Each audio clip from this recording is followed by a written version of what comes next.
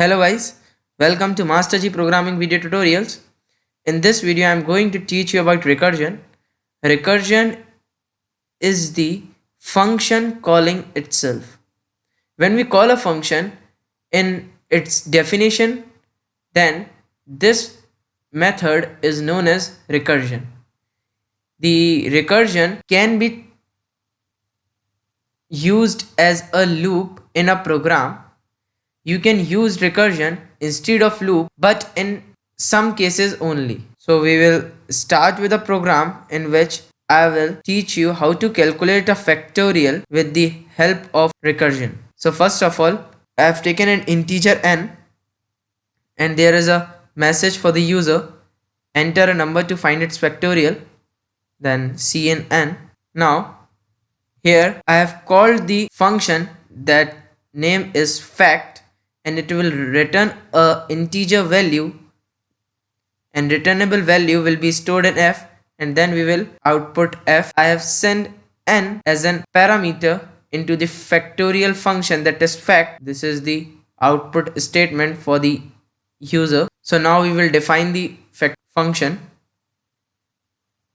In this I have taken a value as a parameter that is of integer type, as I have sent the value as a parameter while calling is also of integer type.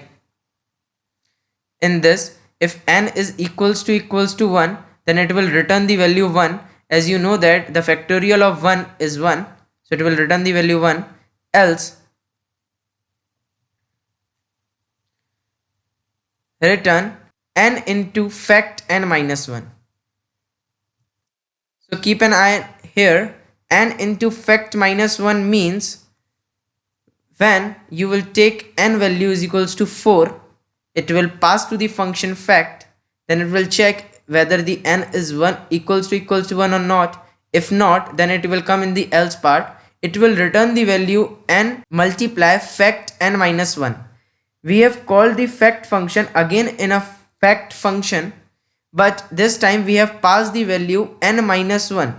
So if we have passed at the first time we have passed value 4, then next time when the function is called in a function itself, the value is passed is 3, and the 4 is stored in f, that is being in the main function. So 4 into fact n minus 1, then again it will check whether n is equals to 1. No, n is equals to 3, that it will come to the else part, and then fact n minus 1, that is 2, and then 2 into n value is now 3 into n, and returns the value 3 to the f.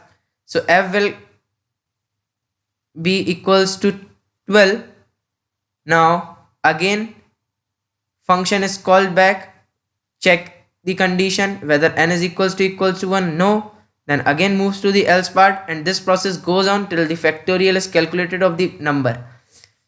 When the last step is held, it will check the condition. If n is equals to 1, it will directly return the value 1 to the f, and all the values factorial is calculated and stored in f step by step, and then at last when the loop of the fact is completed, the answer will be stored in f and you can print that value.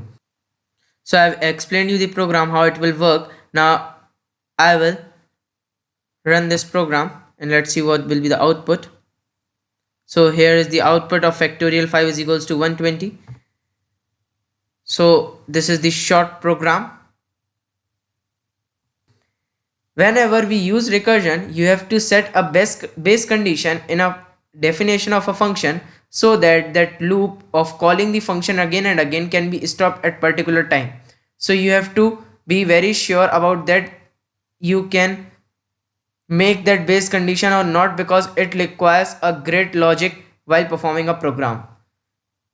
So it is very helpful when you want to save the lines of coding and you want to make the program compact. So thank you. We will meet in next video in which I will teach you about classes and objects.